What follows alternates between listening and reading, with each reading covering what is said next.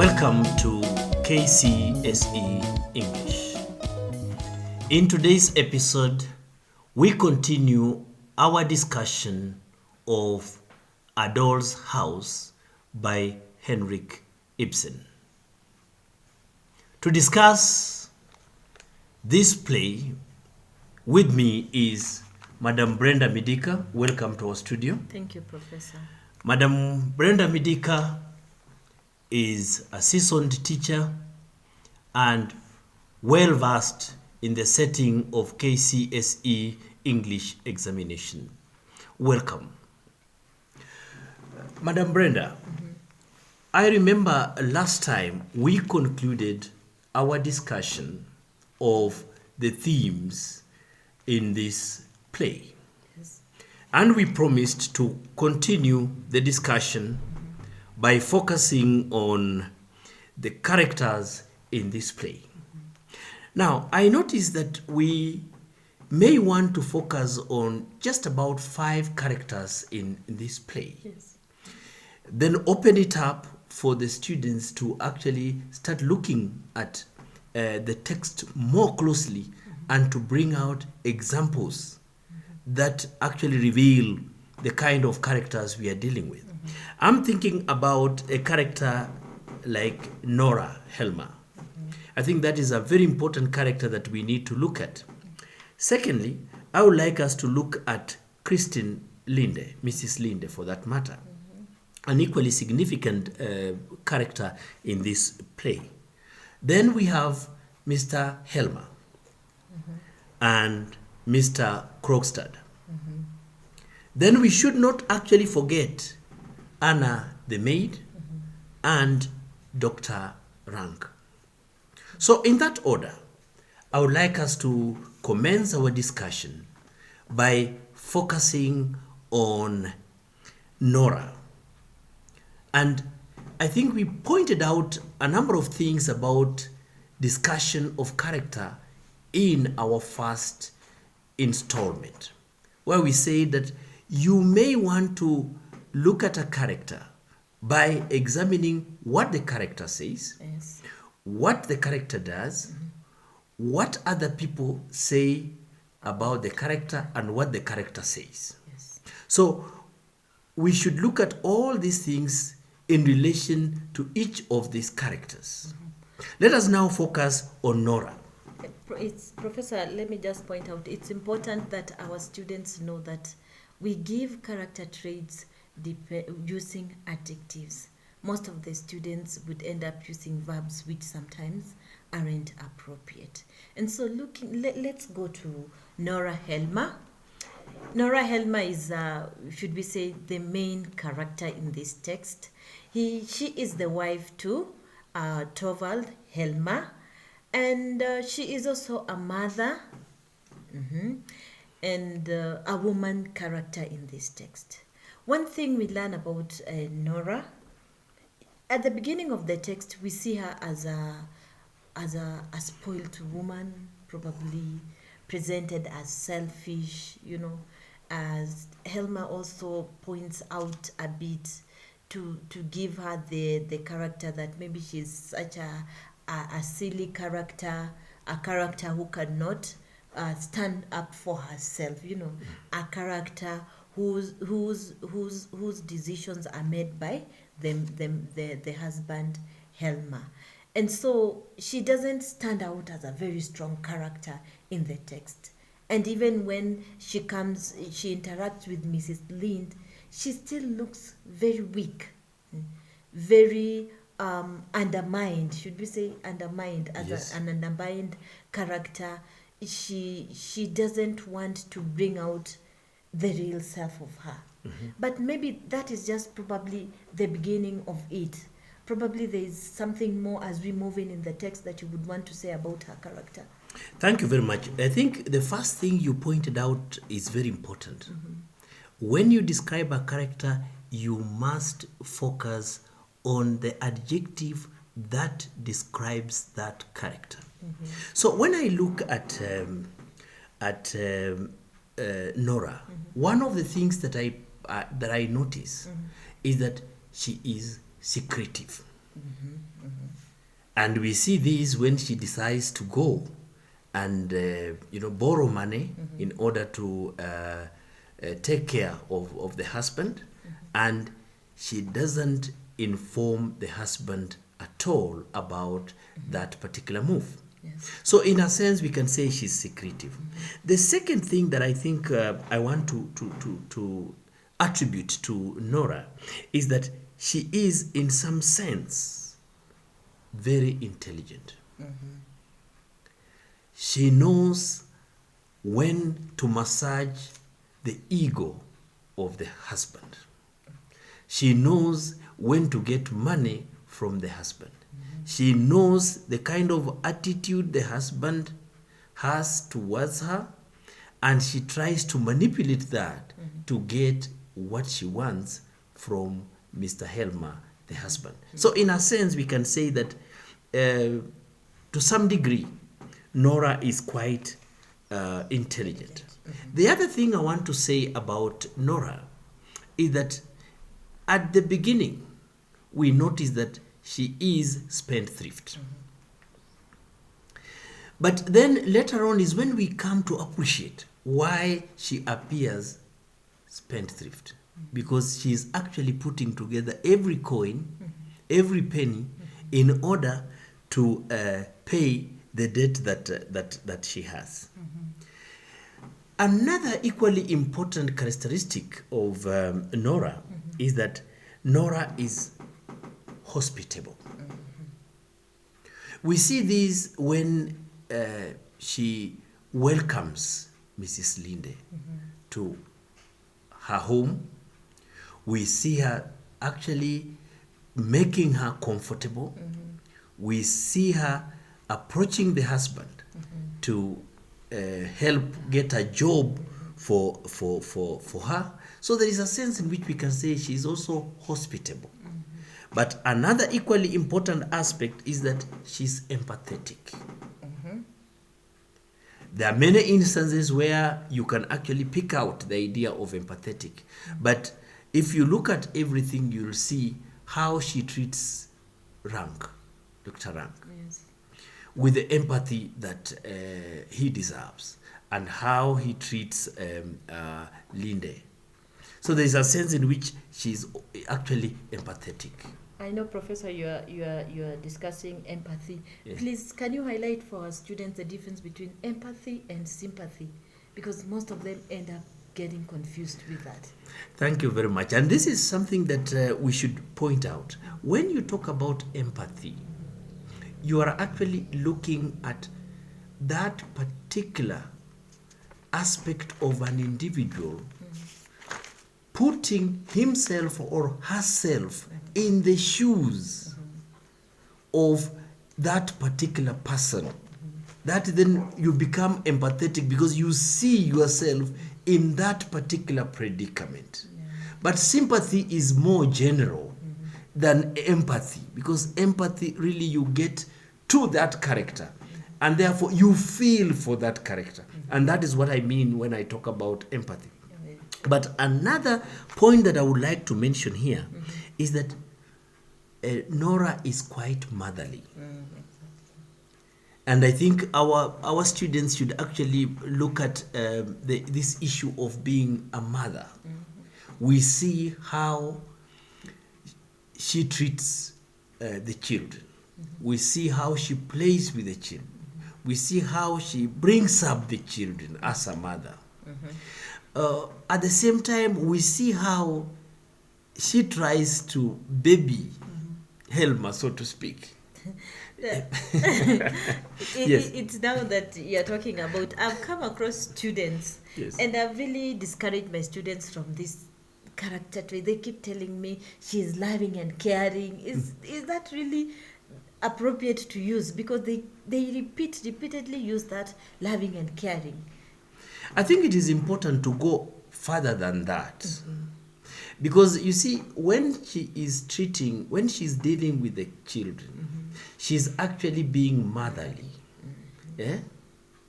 And when she is dealing with the husband, especially now, when she borrows money to take this man to hospital, it is really a question of trying to massage the man's ego. You don't tell him, but you make sure that he is comfortable.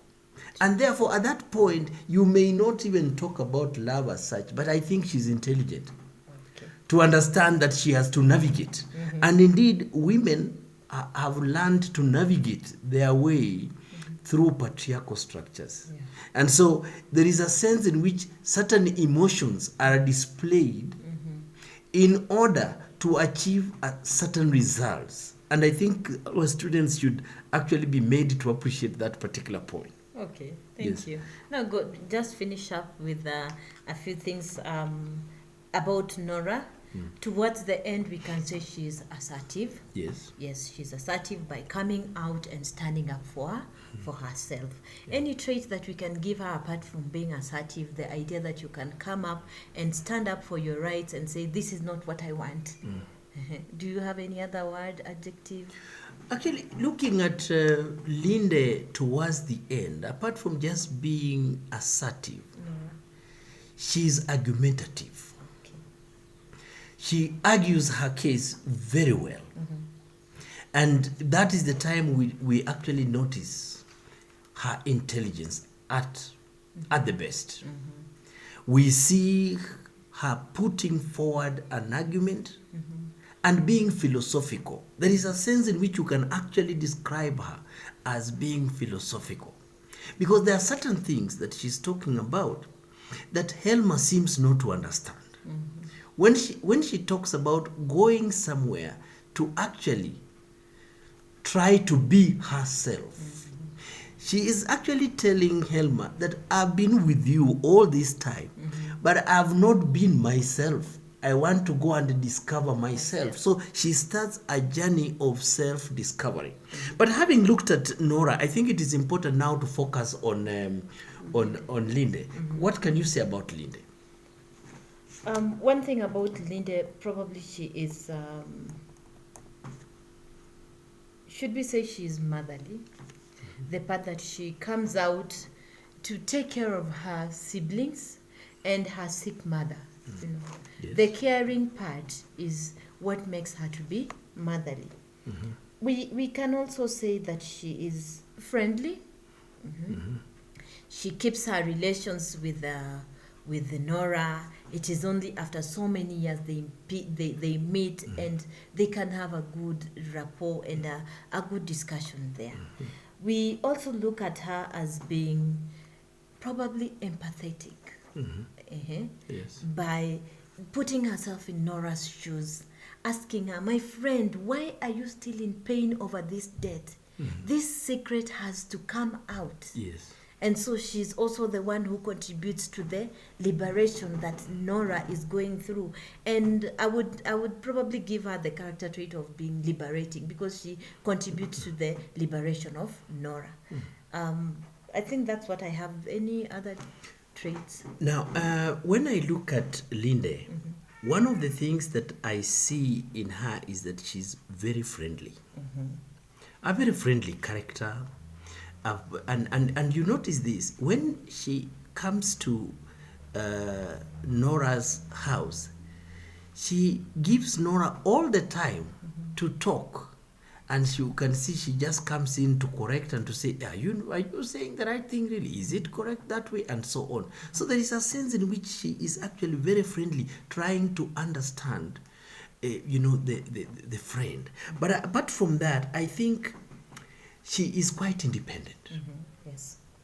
There is some degree of independence. She decides that she's not going to marry Krogstad and that she will marry this man with lots of money to help her. That is an independent decision. She makes that decision. Although it may be under, some form of duress, but you understand, she makes the decision. I've heard my students having this very interesting discussion that yes. Mrs. Linde is a gold digger. I really didn't want to get myself into that. Well, this is, if a student comes up with that idea, that is a very bright student.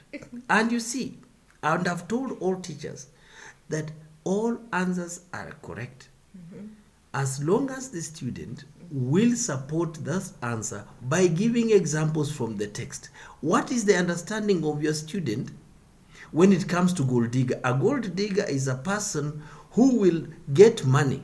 It's a question of identifying a man who has money and get money from that man to do something else. Yeah. Now, as a lady teacher, you may feel uncomfortable, but that is exactly what she did. Because she got money from this particular man and used the money to actually take care of her family. But apart from that, I think we must also say she's liberated. Towards the end, when she meets Krogstad, she suggests that we can come together. Yeah. It really doesn't matter. And they get together. Yeah. She's quite liberated in a sense, but extremely intelligent. And you can see Krogstad simply falls in place immediately. But let's turn to Helmer. What can we say about Helmer? I think, first of all, we need to understand the character Helmer. And Helmer is one character who has been favored by the patriarchal systems in his society. And so the first thing that comes out is that Helmer is chauvinistic, very chauvinistic. He believes in the domineering aspect of the male. You know, I will define what my wife is going to wear. I will define what my wife is going to do, and to cook, and to even play how she is going to play with my children. So he comes out as a very chauvinistic character. And apart from that, I would also say that I don't know what I would say about his relationship with Krogstad. It is not a very good relationship. What would you think about? Which trait can we give him? Well, at that point, I think he extends how he treats the wife to the friend. He's quite domineering in a sense. Yes. But I also just wanted to add, you are right to say that actually you have a character who is domineering, and you can see the kind of names that he gives to the wife. Yes, yeah. Domineering and quite dictatorial, yes. I should say. Extremely dictatorial. But if a student, for example, tells you that Helmer is loving and gives you examples, and indeed, can you give money to somebody you just, you don't have high regard for? Can you see the kind of clothes that he's buying for Nora, the money that he gives Nora, and so on. So there is a sense in which you can actually also describe Helmer as a loving husband. But of course the weaknesses are there. You can see the weaknesses are because of the patriarchal society that he happens to live within. And so that is acceptable, or you can actually appreciate and bring it also to our society. Men in our society also behave like that. They want to be domineering, they want to be dictatorial because of the patriarchal society that we live in. But having talked about Nora, Linde, and Helmer, I think it is now a high time we turn to Anna, a very interesting character. What can you say about Anna? I would let's just mention to our students that Anna is the maid helping Nora around, and you see that her relationship with Nora is quite admirable. It's not like some relationship between the servant and the boss. So again, we find her to be, should we say, respectable?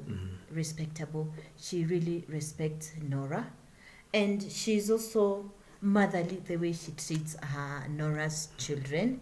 And she's also very supportive of Nora. Yeah, she really supports Nora's house, and telling her this would look good on you. I think this is the right way to do. So she also plays a very important role on looking at how women and how they can serve the society. Now, there is also something that I wanted to say about Anna. I think there is a sense in which you can see her dedicated. Oh, yeah.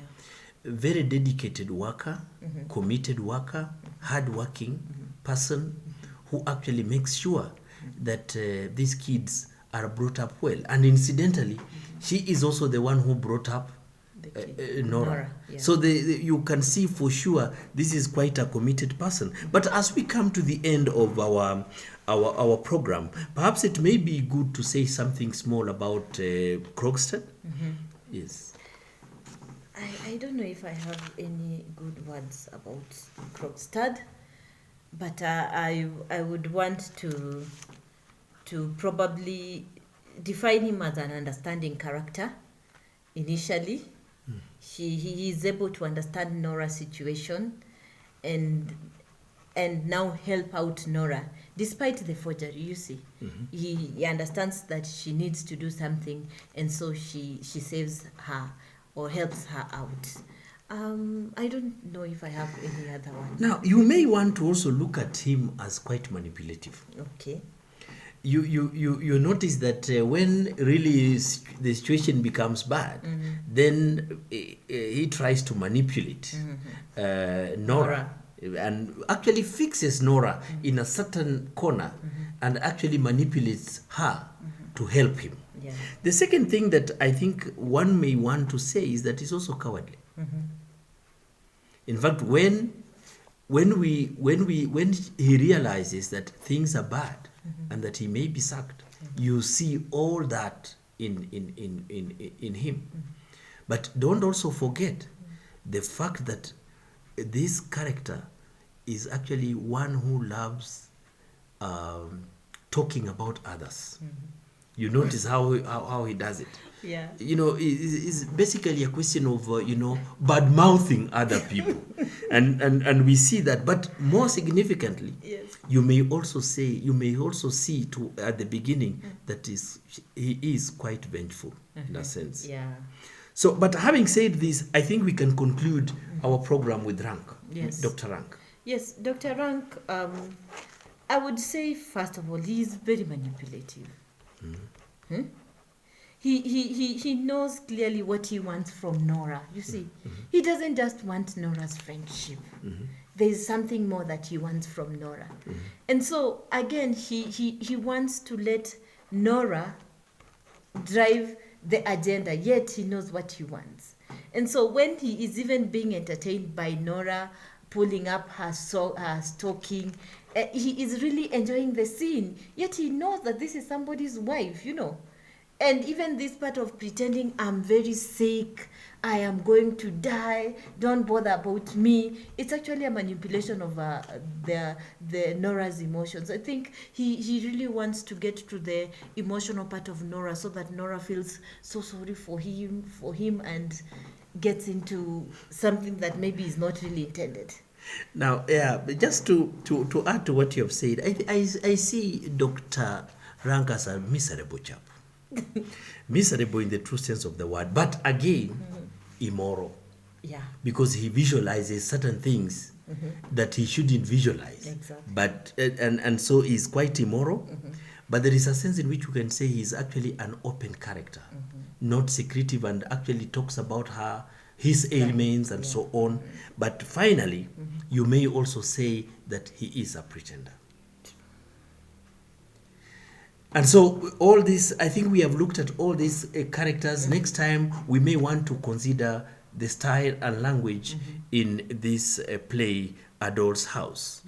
On that note, we come to the end of our episode in which we looked at Characterization in Adol's House by Henrik Ibsen.